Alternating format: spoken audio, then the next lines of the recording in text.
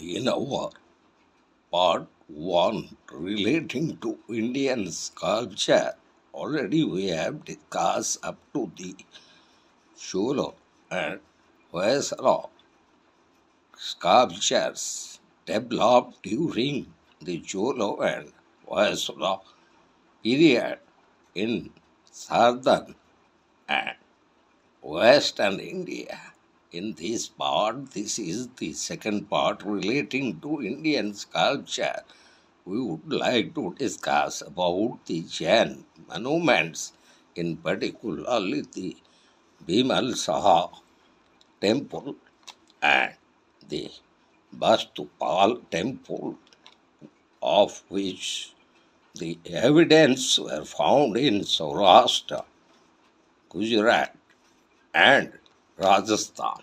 So, the exemplary among the numerous medieval Jain temples complexes are the shrines of Mount Abu in southwest Rajasthan, here in the flat and west of western India, rises a singular peak, and here we found two outstanding examples of the Bimal Saha temple, which erected in the year 1032 AD, and the Pastupal temple of the Jains at 1233 AD. The Vimalsa temple, the earliest and more important, was dedicated to the first Jain Tirthankar, Rishabhnath. So, also, we found here the northern medieval sculptural style eventually. We found among the Jain architects, and now we would like to discuss about the development of Islamic architecture in India and those Islamic monuments, in particularly Qutub Minar and the monuments and monuments made during the Tughlaqs Lodi and Humayun's tomb, and those Mughal architectures, in particular the Fatehpur Sikri, and which is otherwise known as Panch Mahal, the Taj Mahal, the Moti Masjid, Red Fort, Jama Masjid, and Gol Gambus that was in South India, made by Muhammad Adil Saha, and the other portions that we would like to discuss. So, the magnificent Qutub at Islam or Might of Islam Mosque, and in particularly it was to the southeast of the courtyard found the great Qutub Minar, which rose originally to a height of some 238 feet. It was hardly erected as a tower of victory by Qutabuddin i-baq, one of the slaves, became king of Delhi after the invasion of Muhammad Ghori. So Qutabuddin, while building the very structure, employed the local Hindu craftsmen of Delhi, and their beautifully detailed stonework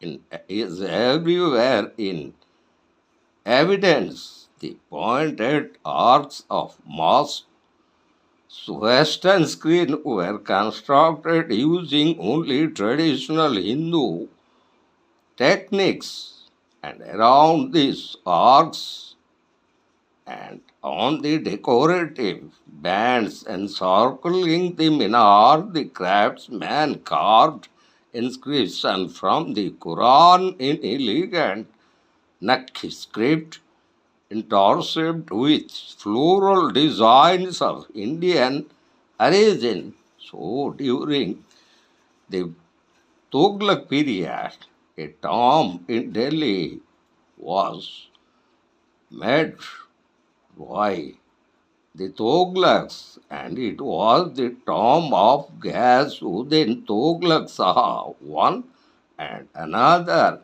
masjid was made, that was Jama Masjid at Jaunpur.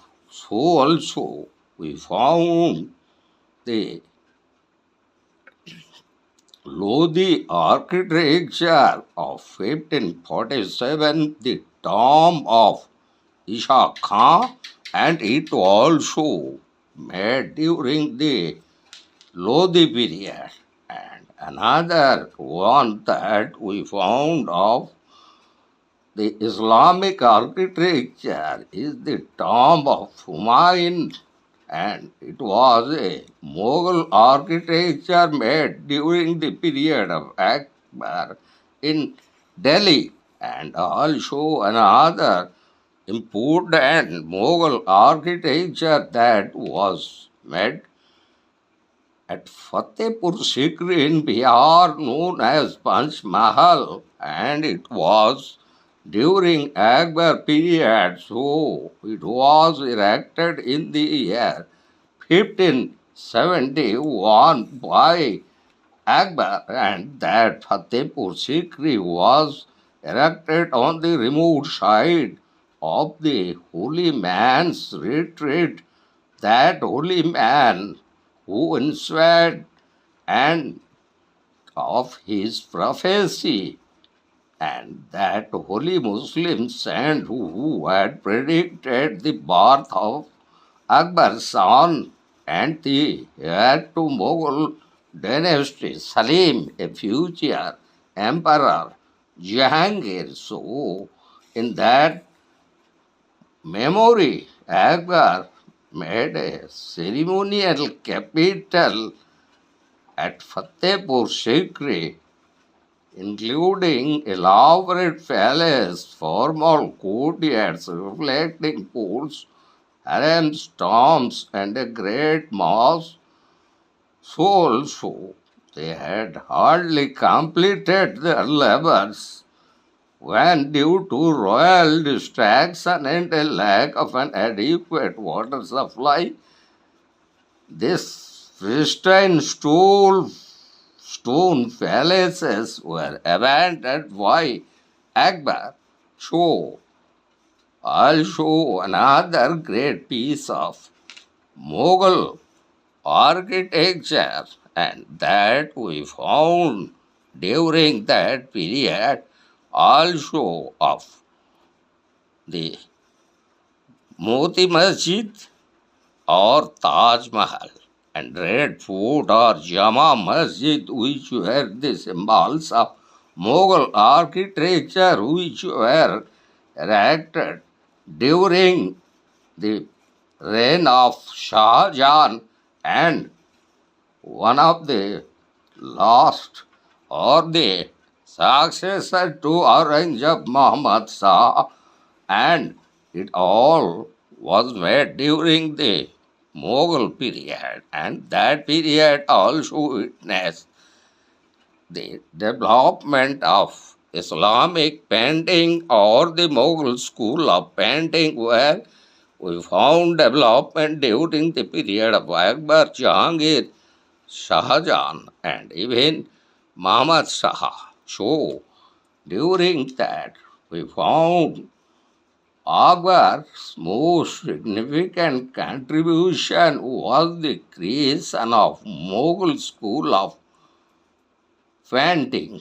This was Persian, and here we found one of the important painting of Mughal school was Romance of Amir Khusro, also known as Hamad Zah Nama, and the finest example of Mughal paintings are not only lively and realistic but even contain elements of individual portraiture.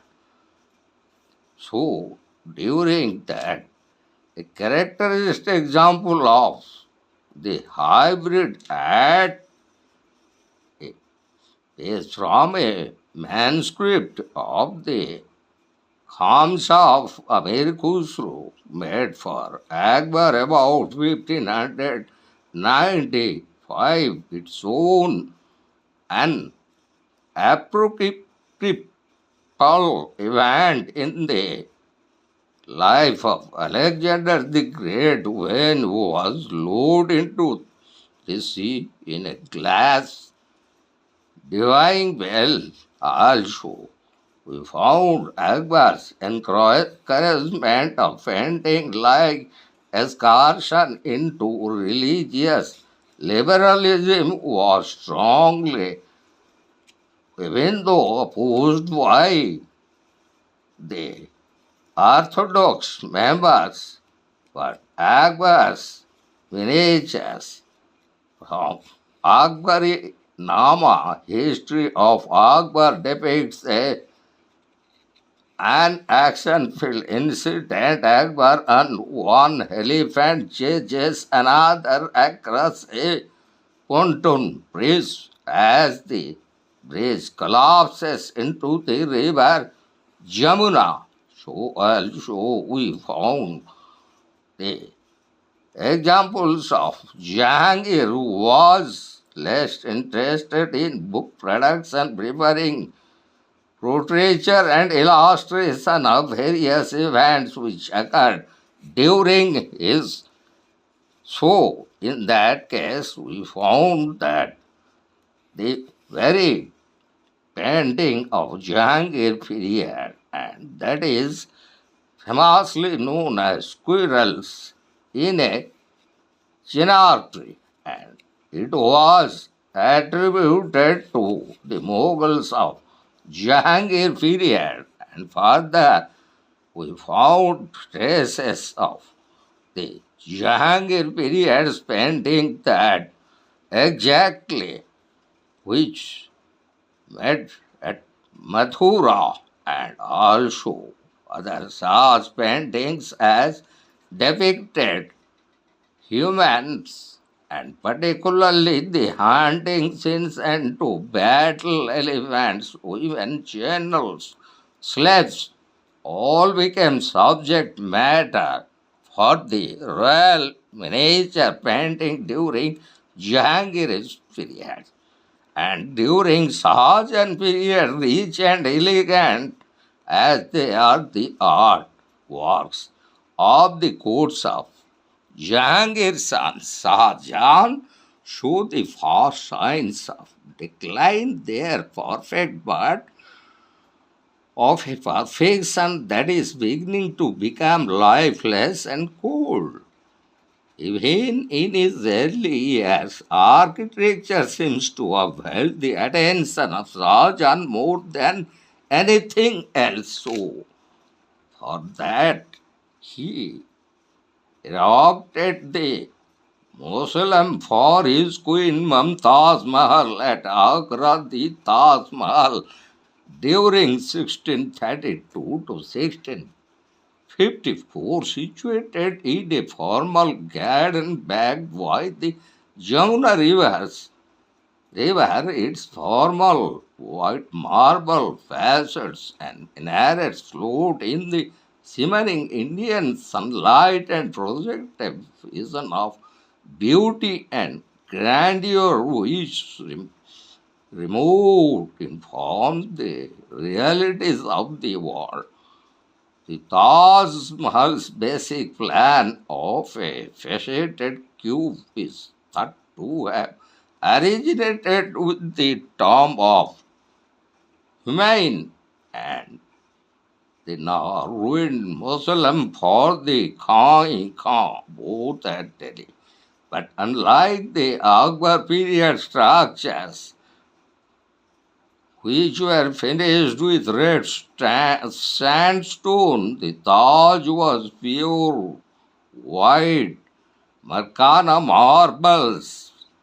The fabric contributes to the overall effect of delicacy and denies the existence of heavy rubble construction inside it. The muslin whiteness of the marble is softly contrasted with the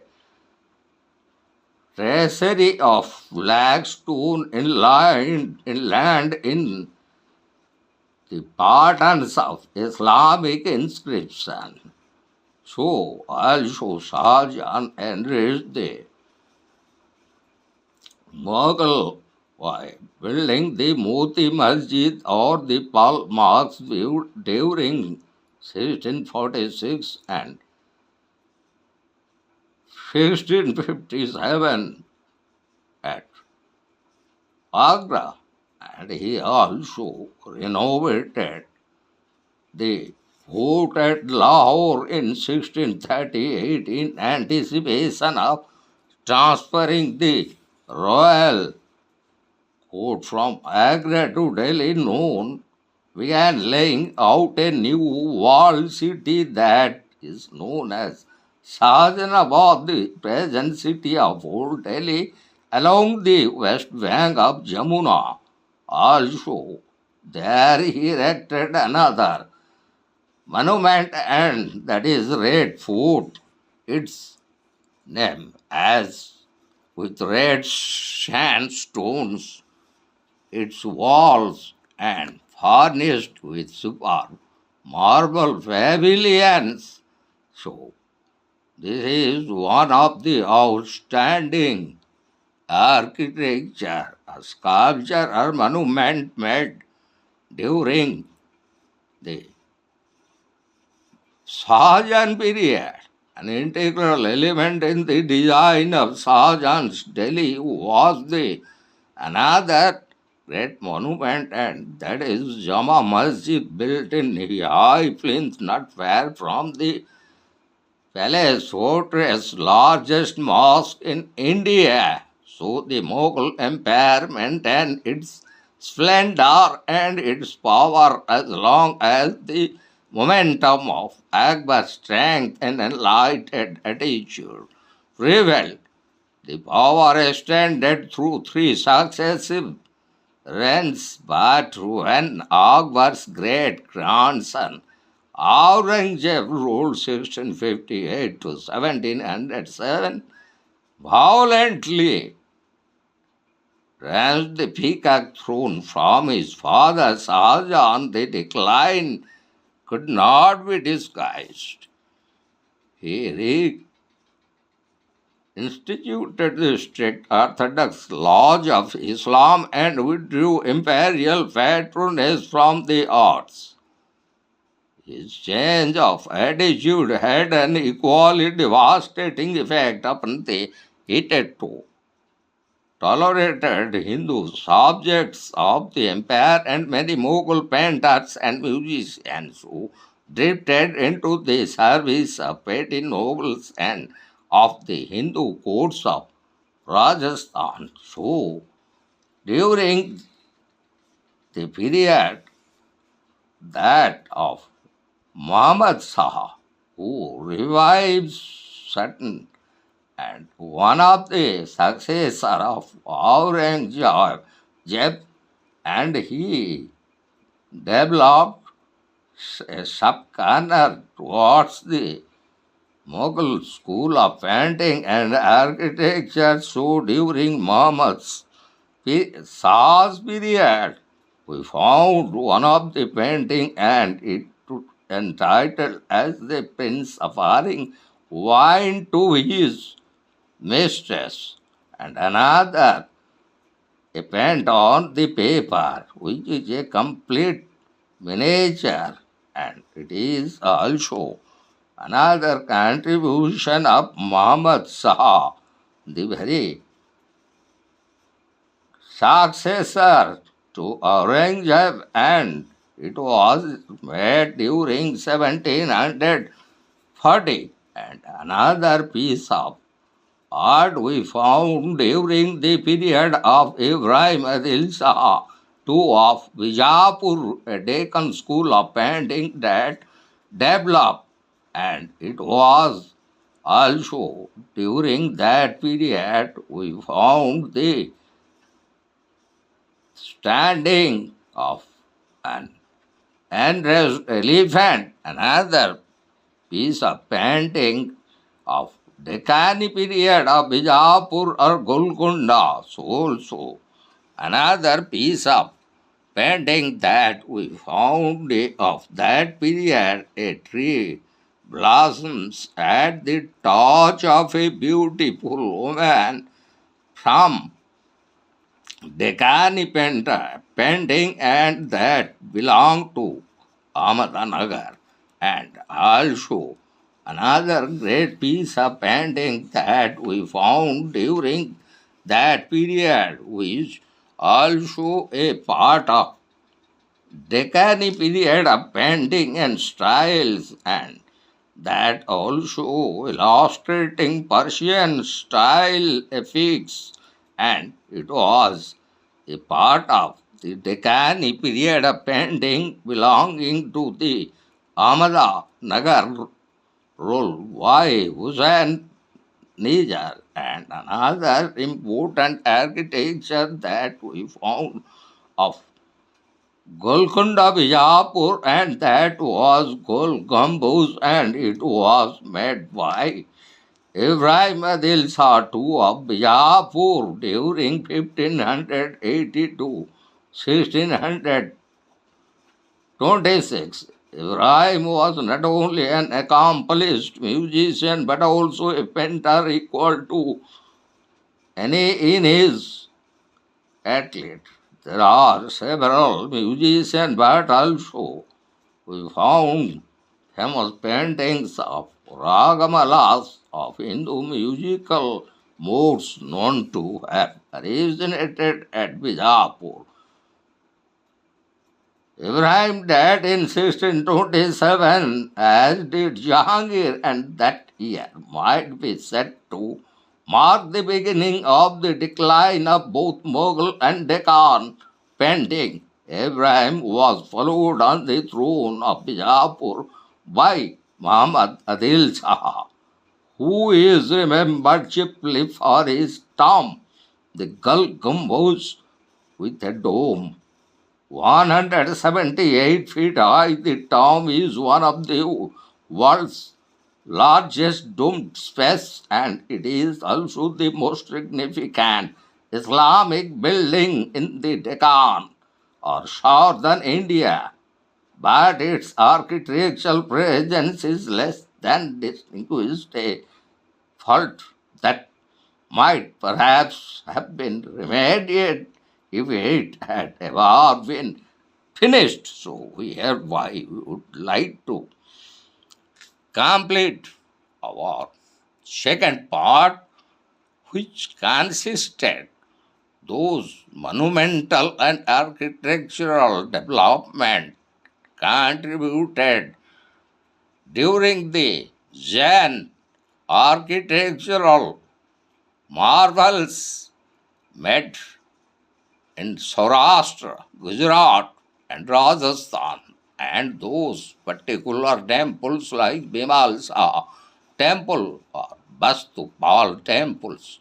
And then we went to discuss about the Islamic monuments or the Islamic architecture in India in the form of Qutub Minar and during the periods of Tughlaqs Lodis, and also during the Mughal architecture, in particularly the Humayun's tomb, Fatehpur Sikri or the Panch Mahal made by erected during the period of Akbar, and Taj Mahal, Moti Masjid, Red Fort, and Jama Masjid during the period of Shah Jahan, the grandson of Akbar, and the Golconda was made by Muhammad Adil Shah, and Then we have discussed certain developments regarding the Mughal school of paintings and the Deccan school of painting.